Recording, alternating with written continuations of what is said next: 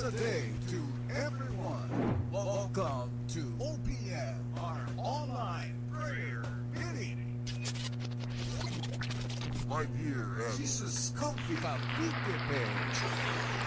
God is good all the time. God is good all the time. God is good all the time. God is good all the time. Amen. Glory be to God. Hallelujah. God is good all the time. And all the time, God is good. Good evening to everyone. Welcome sa ating OPM, our online prayer meeting. Dito lang yan sa Jesus Comfy Church. At ayan, thank you Lord Jesus sa panibagong gabing ito. At salamat din sa ating mga kapatid na patuloy na sumusubaybay ng gawain ito. My name is Brother Huge at we welcome you mga new blessings. Ayan, mga first time, second time. Patuloy lang po tayo sa pakikinig at pagsubaybay ng programang ito. And we thank the Lord for all the blessings, for all the teachings. At ayun, at bago ang lahat mga kapatid, tayo muna'y manalangin. Thank you Lord. Amen. Thank you, Jesus. Hallelujah. Lord God, we magnify you, we worship you, and we honor you. Salamat po, Panginoon, sa panibagong araw na ito at sa gabing ito na puspos ng pagpabala ng iyong banal na spirito at sa paggabay at pagtuturo sa amin. Thank you, Lord, for all the blessings na mga pagpapalang espiritual, mga pagpapalang material, Panginoon, sa aming buhay. Salamat po, Panginoon, sapagkat sa lahat ng bagay, ikaw ay may itinuturo na mas maganda at mas mabuti para sa amin.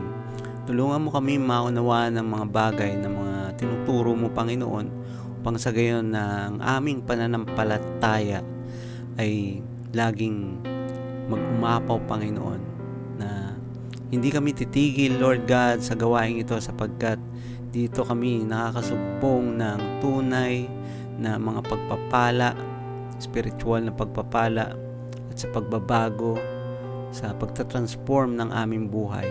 Maraming salamat po at tulungan mo po, Panginoon, na tawagin muli mga kapatid namin na hindi na nakakapakinig ng gawain ito at tulungan mo sila, Panginoon, pag-alabin muli ang kanilang puso upang sila ay makasunod sa iyo. Maraming salamat po, Diyos, at pinupuri ka namin. Dinadakila at niluluwalhati ang iyong pangalan. In Jesus' name. Amen. Praise the Lord.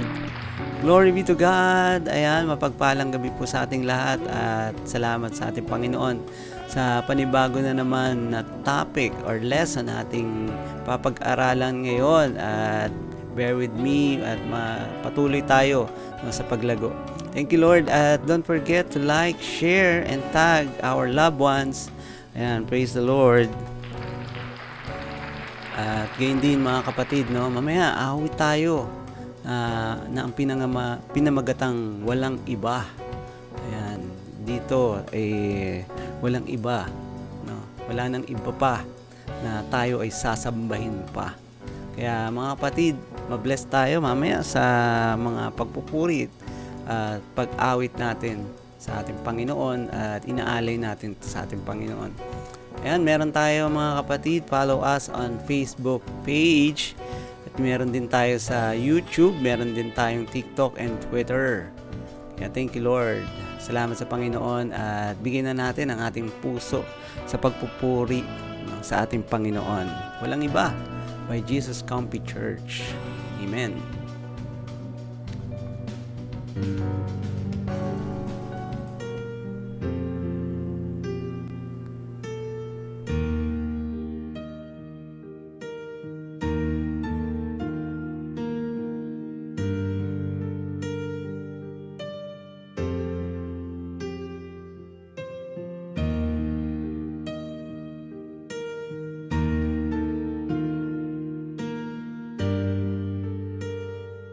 Iniwan mo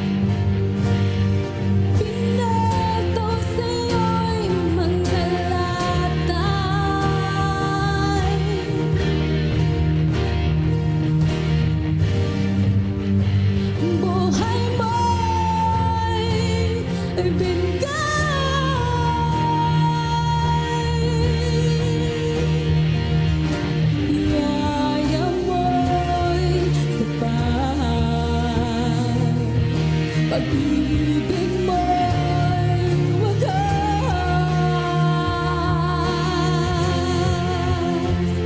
walang ibang mamahalin. Walang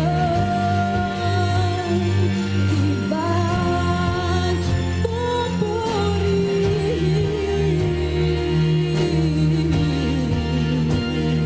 Walang ibang sasambahin.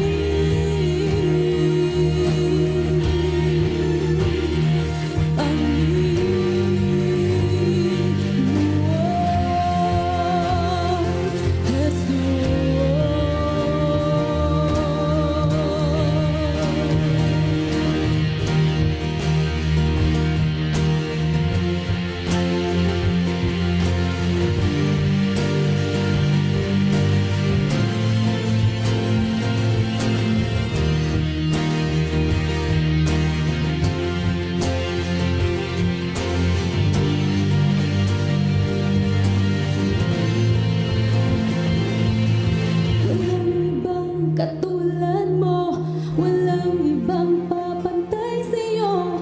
Binuhos mo ang iyong dugo, dakila ang pag-ibig mo. Walang ibang katulad mo, walang ibang papantay sa'yo. Binuhos mo ang iyong dugo, dakila ang pag-ibig mo. Walang ibang katulad mo, walang ibang papantay sa'yo. Binuhos mo ang iyong dugo, dakila ang pag-ibig mo. Walang ibang katulad mo, walang ibang papantay sa'yo. Binuhos mo ang iyong dugo, dakila ang pag-ibig mo. Walang ibang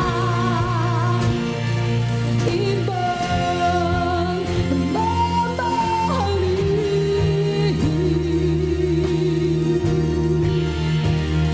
Walang ibang pupurihin. Walang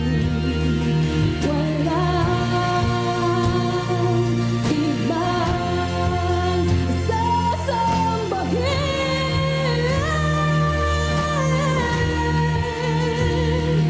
Panginoon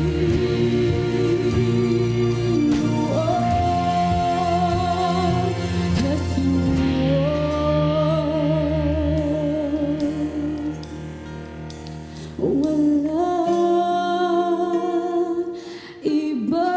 Walang ibang mamahalin.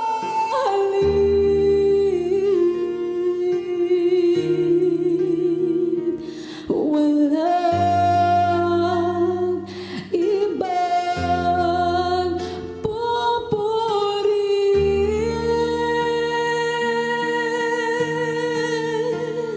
Walang ibang sasambahin.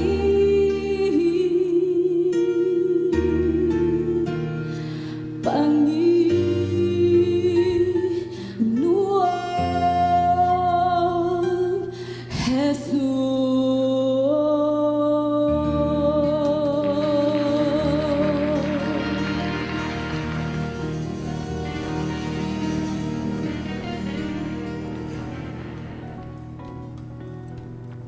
Amen. Praise God. Hallelujah. Wala nang iba pang sasambahin. Wala nang iba pa tayong paglilingkuran kundi ang ating Panginoong Hesus lang. Amen. Praise God. Alam niyo yun, bumaba ang ating Panginoon dito sa lupa upang tayo ay iligtas at nararapat lang na siya lang yung dapat nating sambahin at purihin. Praise the Lord. Yes, glory be to God. At masusubaybayan niyo yung mga awitin na yan. At meron pang iba sa mga YouTube channel natin dito sa ating Jesus Comfy Church. Type nyo lang dyan, Jesus Comfy Church song list. Ayan, praise the Lord. Thank you, Lord. At ayan mga kapatid, please don't forget to follow us on Facebook, YouTube, and Twitter. Meron din tayo sa TikTok. Ayan, glory be to God yan. At patuloy na pagpapahayag at pagpapalaganap pa ng salita ng ating Panginoon. Amen. Thank you, Jesus. At ayan, greeting din sa ating mga international churches. Meron tayo sa Greece, meron tayo sa Canada, meron tayo sa US. Praise God. Thank you, Lord. At patuloy na paglaganap at pagtatayo pa ng mga churches. Maging dito sa ating pinapatayong church dito sa may Bacoor. Malapit lang yan sa SM Bacoor, mga kapatid. At sama-sama tayo na magtulong-tulong sa pagpapatayo ng sanctuary, na bahay dalangina ng ating Panginoon na para sa atin, at tayo ay doon magsama-samang magpupuri, sasama-samang mananampalataya at sasamba sa ating Panginoon. Amen. Meron din tayong mga local church sa Batangas, sa Las Piñas, ayan. Meron din sa Cavite. Praise God. Hallelujah. Thank you, Lord.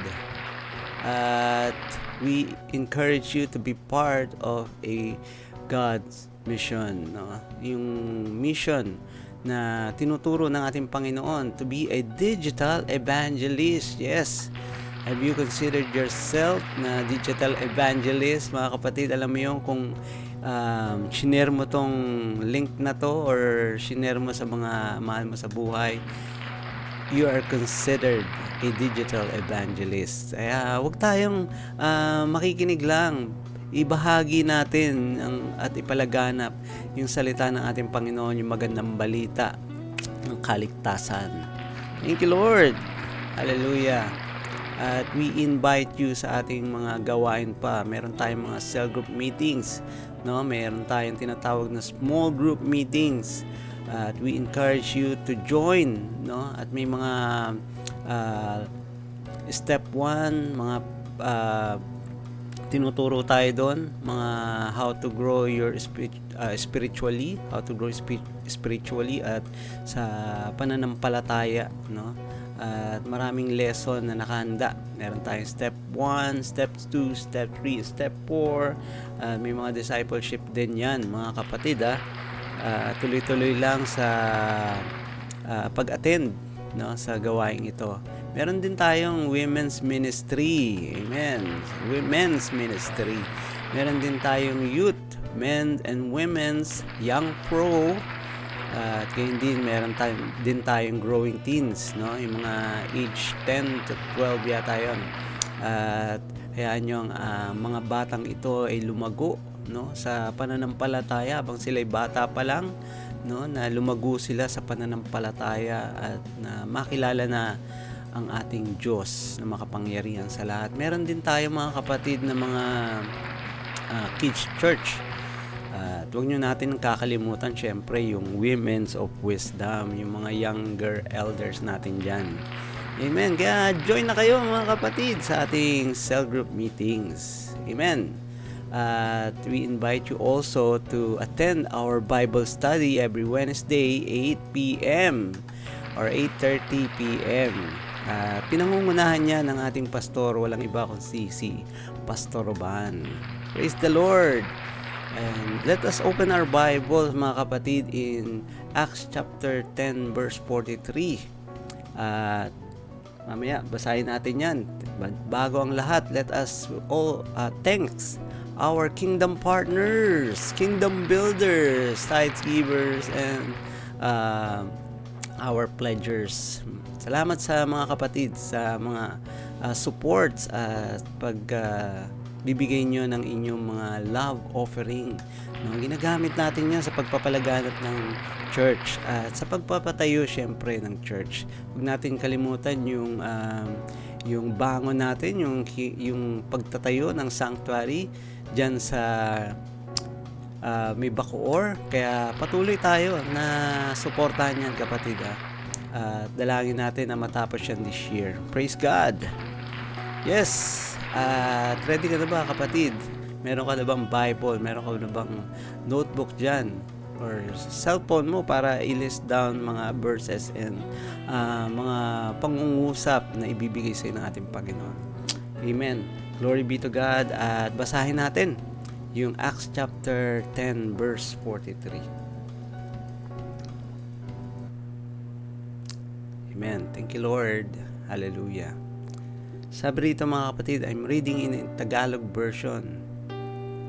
Sabi rito, siya ang tinutukoy ng mga propeta ng kanilang ipahayag na ang bawat sumasampalataya sa Kanya ay tatanggap ng kapatawaran sa kanilang mga kasalanan sa pamamagitan ng Kanyang pangalan. Manalangin tayo mga kapatid. Panginoong Hesus, maraming salamat po sa kabutihan mo.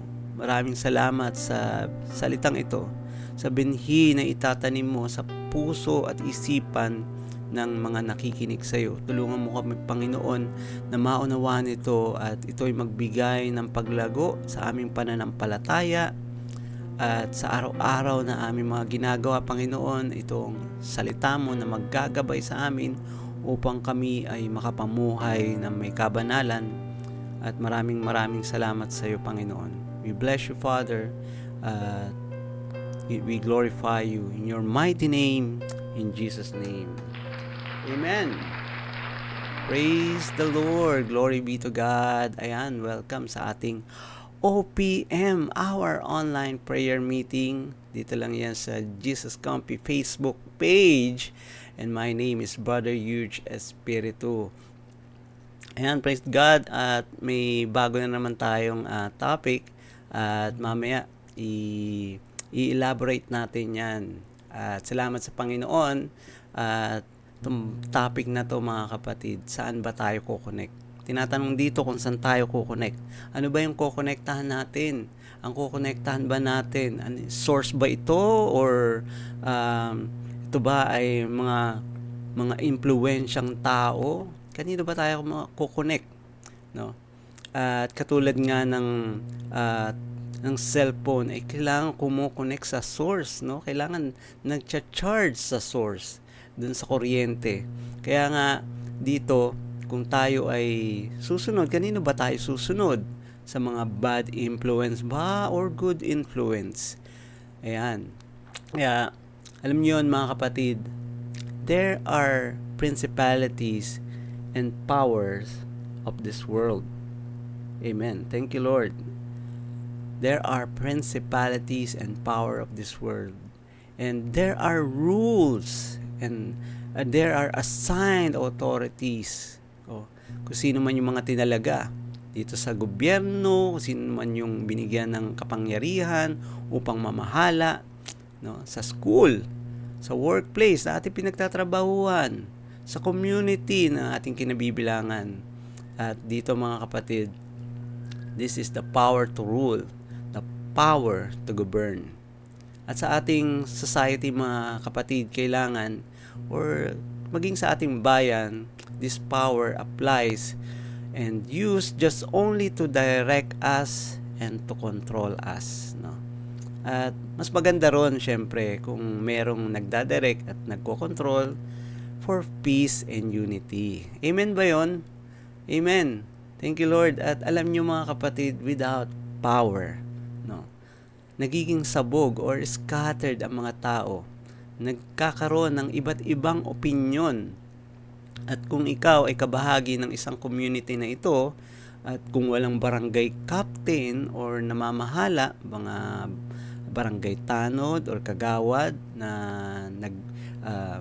namamahala rito mga kapatid, sabog or scattered ang lahat ng tao. Malamang kanya-kanyang idea, kanya-kanyang opinion para mapabuti, or minsan hindi pa nga, pag nagbigay ka ng opinion nagkakamali pa.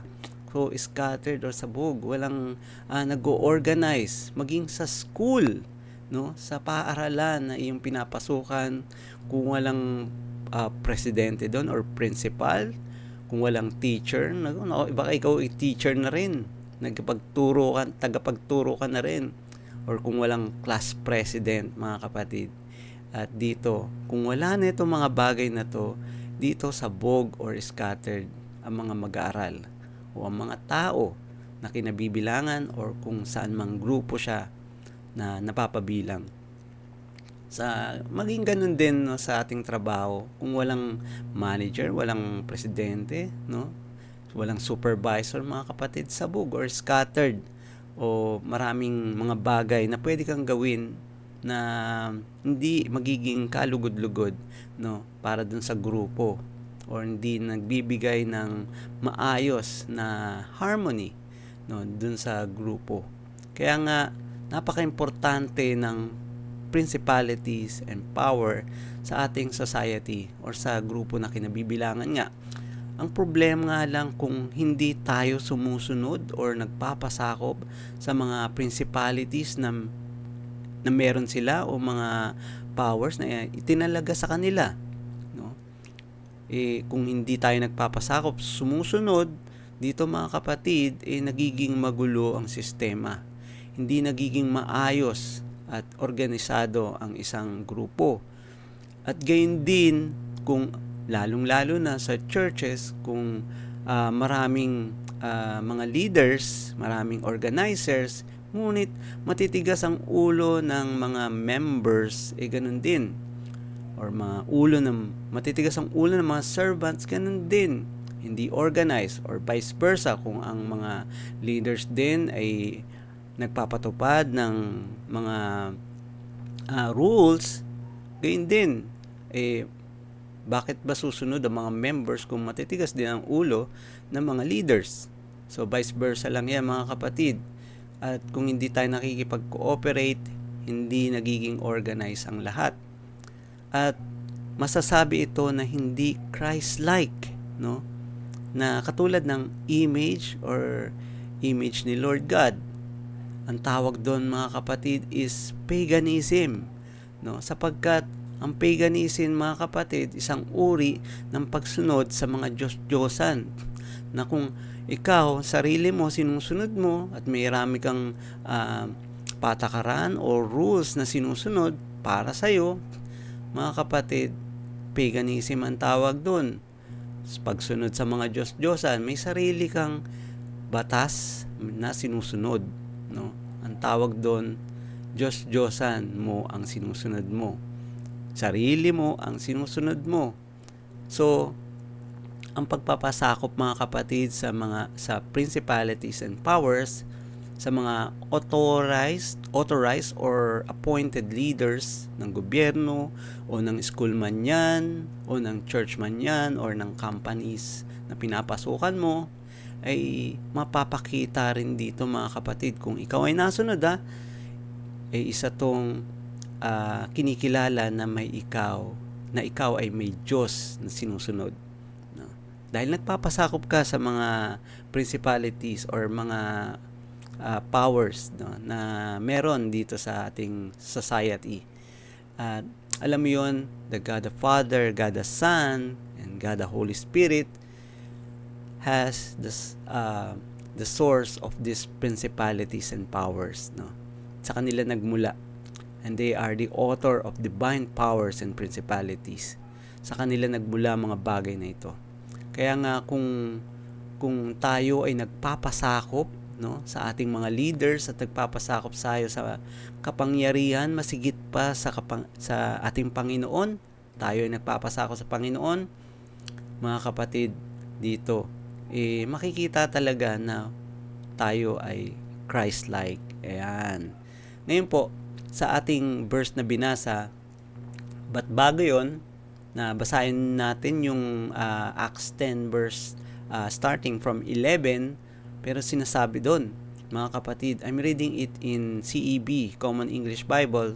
Sabi rito, God showed Peter a large linen sheet being lowered to the earth by its four corners. Ayan. So ano daw yon? Merong malaking kumot, no? A large linen. At dito, mga kapatid, ano ba yung nasa loob ng large linen na yun? Gagabitin ba yun ni Peter para siya ay magkaroon ng magpa-warm kung siya ay nilalamig, no? Kung siya ay giniginaw? Mga kapatid, ang nandun sa loob is yung all kinds of four-legged animals at kasama na rito yung mga reptiles at dito kasama rito yung mga wild birds. Pero dito may sinasabi na a voice was heard by Peter. May narinig si Peter na isang tinig. Sabi kay Peter, get up, kill and eat. Ano daw? Get up, kill and eat. Then Peter said, absolutely not, Lord. I have never eaten anything impure or unclean. Kasi nga itong mga Hudyo, mga kapatid, sa translation na yon at mapapansin mo, maunawaan mo, yung mga Hudyo ay hindi nakikihalubilo sa hindi Hudyo. No? So ang ibig sabihin, si Apostle Peter ay isang Hudyo at yung pupuntahan niya or kung makikipag-usap siya sa iba na hindi Hudyo, Gentiles ang tawag doon. At dito nga, hindi sila pwedeng magkaroon ng connection or conversation. So meaning, dun sa pangitain na yun, may pinapagawa ang Diyos kay Pedro. So ang tanong dito, mga kapatid, sinunod kaya ni Pedro yung pinapagawa ng Diyos sa kanya? Let's read verse 15 and 16. Muli niyang narinig ang tinig, huwag mong ituring na marumi ang nilinis ng Diyos. 3 ulit na nangyari ito at pagkatapos ay kaagad na inakyat sa langit ang kumot na iyon. Kung uunawain natin dito, mga kapatid, yung sinasabi dun sa verse na yun, 3 ulit daw. 3 times na ginawa. So, ibig sabihin, hindi isa, hindi dalawa, kundi 3. Ano ba yung 3 na yun? Well, dito maipapakita lang ng ating Panginoong Yesus na kahit na Hudyo ka, kahit na isa kang leader na hintil or leader sa church, hindi pa rin tayo nakakasunod sa principalities or powers na ipinagkaloob, no, dun sa sumasakop sa atin or sa ating Panginoon marahil. No, I think this is the reason why Peter denied Jesus 3 times. No, pinagkaila niya si Jesus ng 3 beses. And this is the reason why 3 times din na tinanong ni Jesus si Peter na sa salitang, mahal mo ba ako? 3 beses din yun. Marahil si Peter, mga kapatid, at this moment, at that time, nagmumuni-muni kung ano ba talaga ang kahulugan o ibig sabihin ng pangitaing iyon. At bakit siya pinapatayo, may papatayin at kailangan niyang kumain. No? Well, kung may sinasabi sa atin ng ating Panginoon, mga kapatid, may pinapagawa sa atin ng Diyos na para tayo ay magkaroon ng pagbabago at magkaroon ng pakinabang sa ating lipunan, magkaroon ng pakinabang sa ating Diyos, mga kapatid, magpapasakop ba tayo or susunod ba tayo? So, bago tayo dumating sa ating points, alamin muna natin kung anong ibig sabihin ng submission. Sabi rito sa dictionary, submission is a legal agreement to submit to the decision of arbitrators.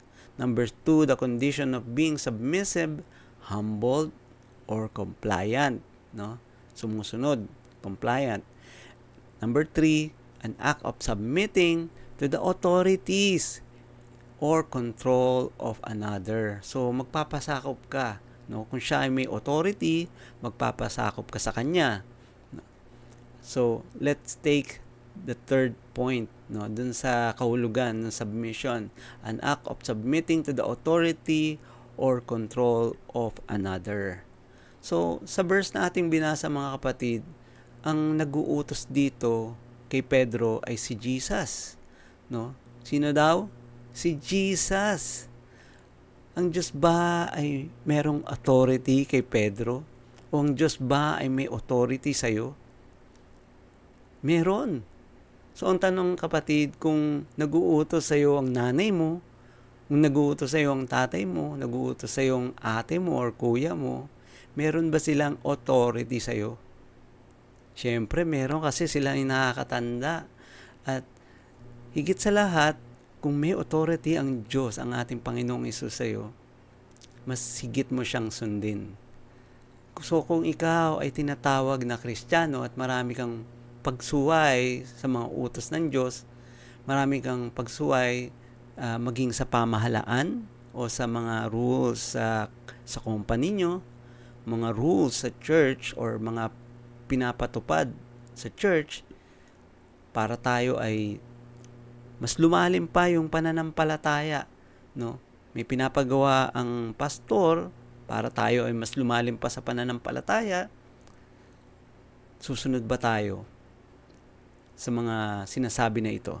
Or ang una mo bang gagawin, no? Ay ang susundin mo ang iyong sarili. Mga kapatid, ang tanong dito, ano ang desire ng puso mo?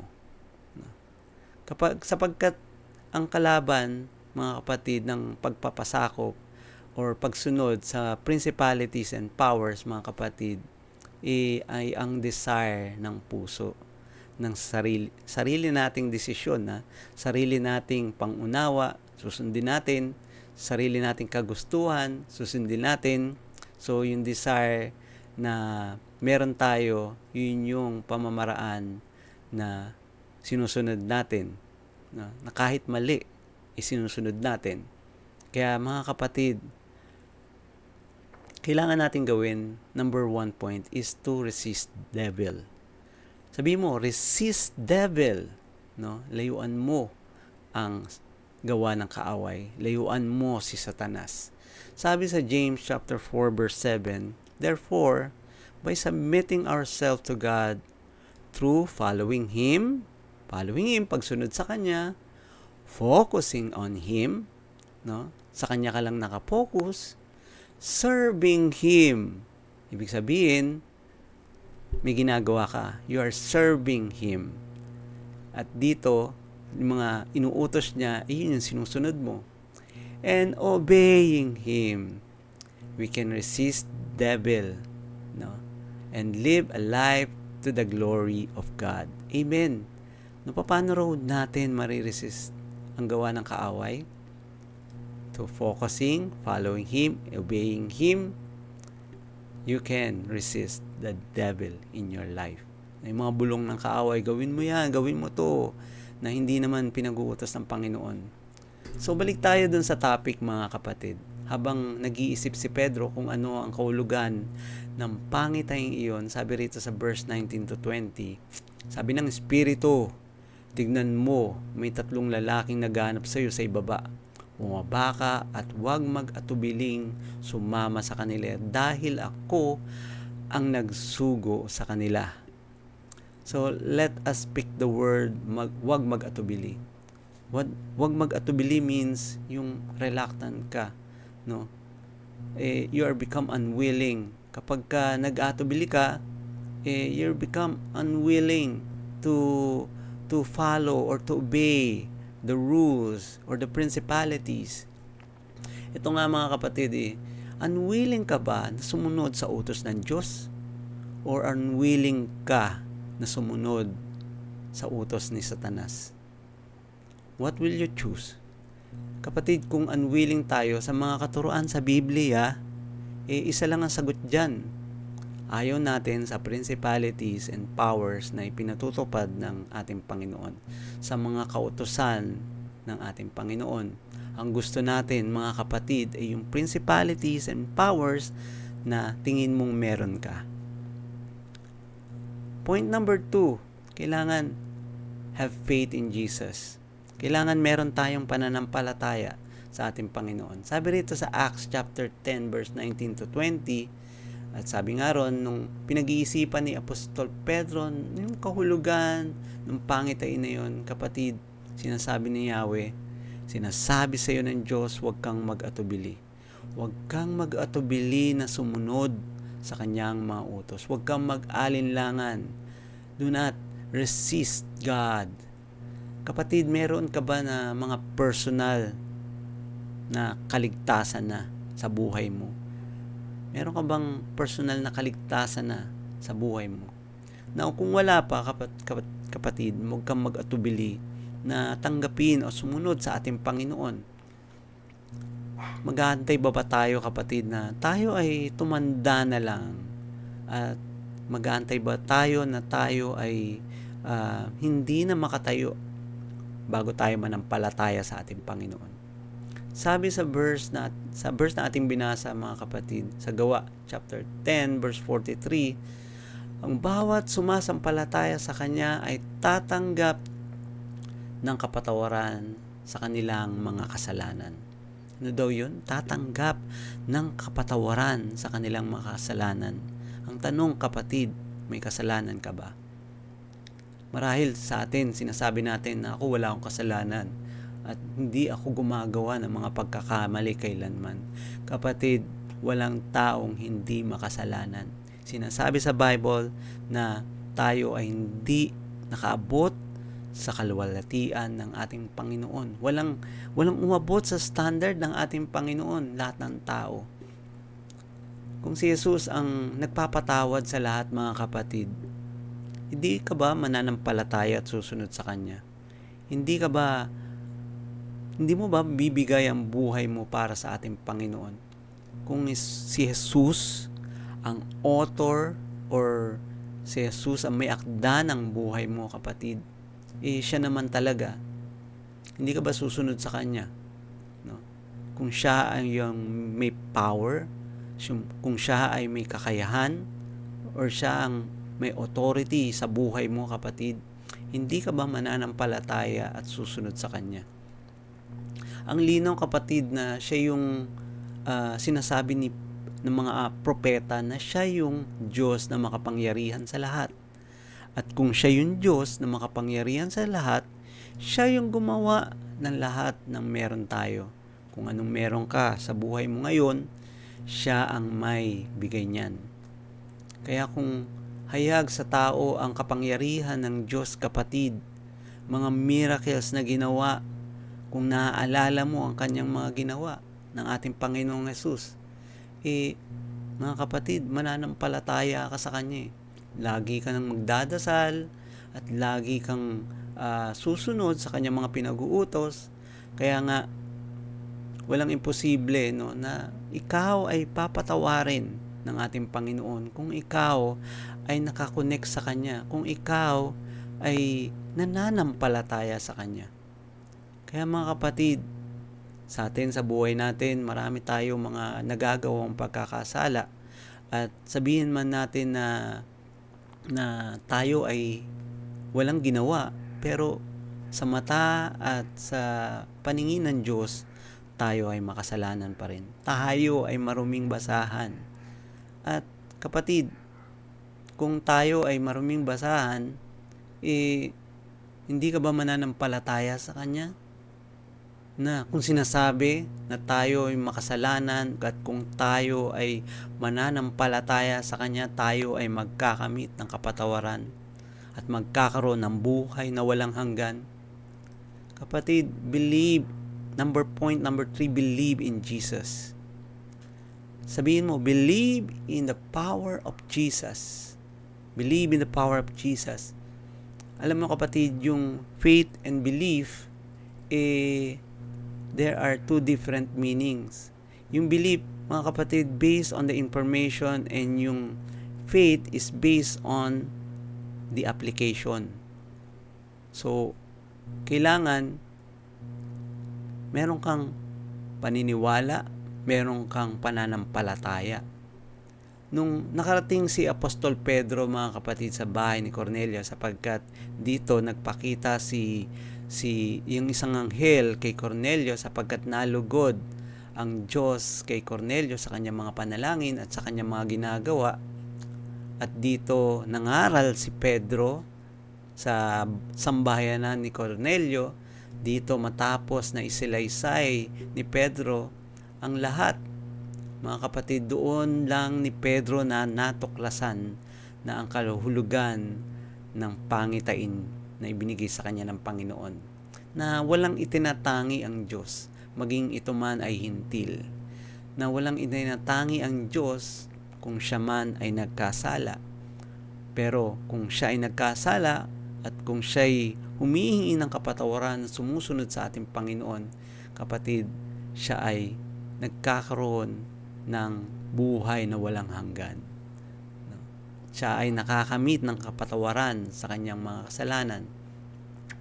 At mga kapatid, sabi ron sa binasa natin, sa Gawa chapter 10 verse 43, siyang tinutukoy ng mga propeta ng kanilang ipahayag na ang bawat sumasampalataya sa kanya ay tatanggap nga ng kapatawaran sa kanilang mga kasalanan. Sa pamamagitan lang yan ng pangalan ng ating Panginoong Hesus. So habang nagsasalita dito si Pedro, mga kapatid, biglang bumaba ang banal na spirito sa sambayan ni Cornelio. At lahat ay napatawad at lahat ay nakapagsalita ng iba't ibang wika. Mga kapatid, this is the power of our Lord Jesus. Dito na save ang buong sambayan ni Cornelio. Ngayon mga kapatid, dito inihayag ang tunay na kapangyarihan ng Diyos sa lahat ng sumasampalataya sa Kanya. Ngayon mga kapatid, kung ang kapangyarihan ng Diyos ay nakapagbibigay at nakakapagpatawad sa lahat ng mga kasalanan, sa pangalan ng ating Panginoong Hesus, hihingi ka ba at lalapit ka ba o kukonekta ka ba sa Kanya? Sabi rito sa 1 Corinthians 2 verse 10 to 11, For to us God revealed them through the Spirit, for the Spirit searches all things, even the depth of God. For who among you men knows the thought of a man except the spirit of a man which is in him? So, kita ni Lord lahat yan. Yung puso natin na marumi, kita ni Lord lahat yan, mga kapatid. Alam ni Lord kung ano ang mga ginagawa natin. So, dito mga kapatid, kaya kanino pa tayo maniniwala? Sa mga Diyos-Diyosan ba? Sa ating sarili ba? O sa mga gawa ng kamay ng tao? O sa ating Panginoong Hesukristo lang? Sa ating Panginoong Diyos na hindi natin nakikita? Sa banal na Espiritu na hindi natin nakikita? Kaya mga kapatid, doon ka na mananampalataya sa lumikha sa iyo na nagbigay ng buhay mo. Kaya kapatid, when Jesus said, I am the bread of life, kapatid, maniwala ka, manampalataya ka. Resist devil. If Jesus said, I am the living water, mga kapatid, maniwala ka, manampalataya ka sa ating Panginoon. And Jesus will show Himself and reveal Himself to you. Kapatid, napakabuti ng ating Diyos at napakaganda ng Kanyang mga tinuturo sa atin. In John chapter 15 verse 5 to 6, sabi rito, I am the vine and you are the branches.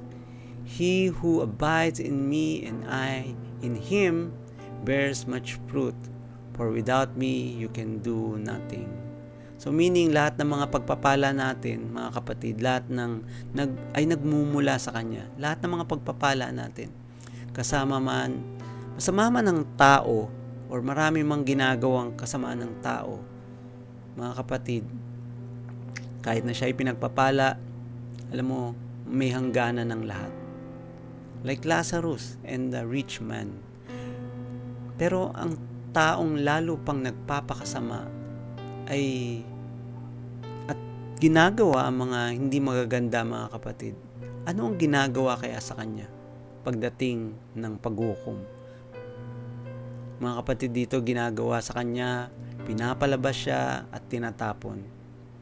At in chapter 6 of John, verse 15, sabi rito, He cast out as a branch and is withered, and they gathered them and throw them into the fire, and they are burned. Sinusunog daw, kapatid. Ngayon, ang tanong, ang Diyos ba ang may final word? Ang Diyos ba ang may final command or power over us? O hindi pa tayo maniniwala at mananampalataya sa Kanya, kapatid? Kung bigla na lang mag-rapture, sapagkat lahat ng mga nakasulat sa Bible, mga kapatid, ay naganap na dati at may magaganap pa, no, sa ating kasalukuyang panahon. Kapatid, the prophecy will come true, and all the people of God will be raptured, and we will live in heaven. Maninirahan tayo sa langit.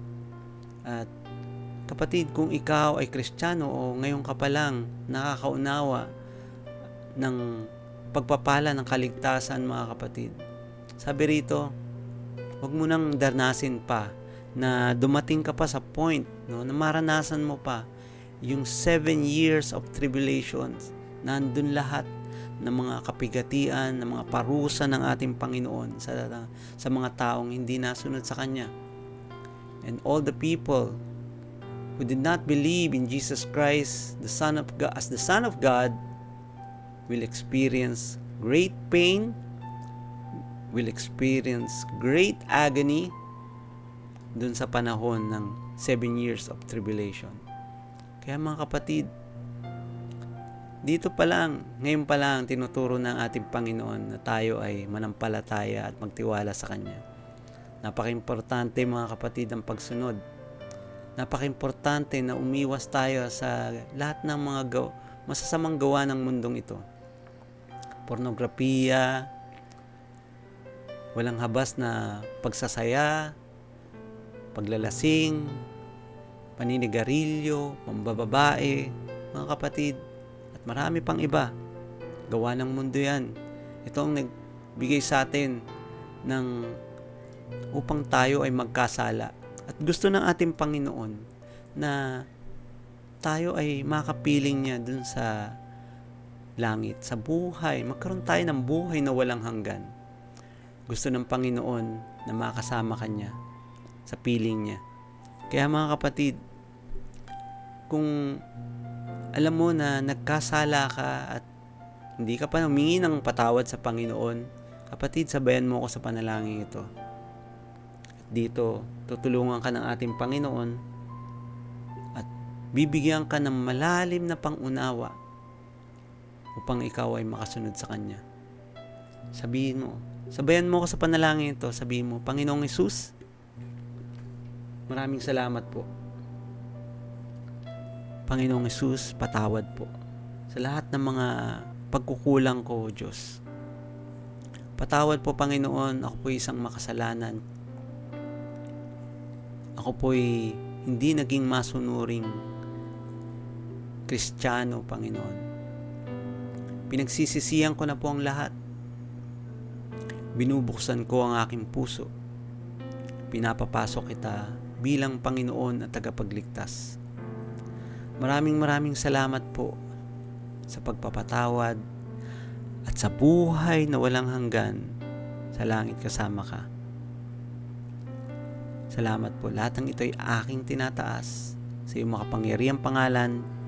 In Jesus' name, Amen. Praise the Lord. Glory be to God. Hallelujah. Thank you, Jesus. Ayan. Sumabay ka ba, kapatid, sa paghingi ng kapatawaran sa ating Panginoon? Kung sumabay ka, congratulations.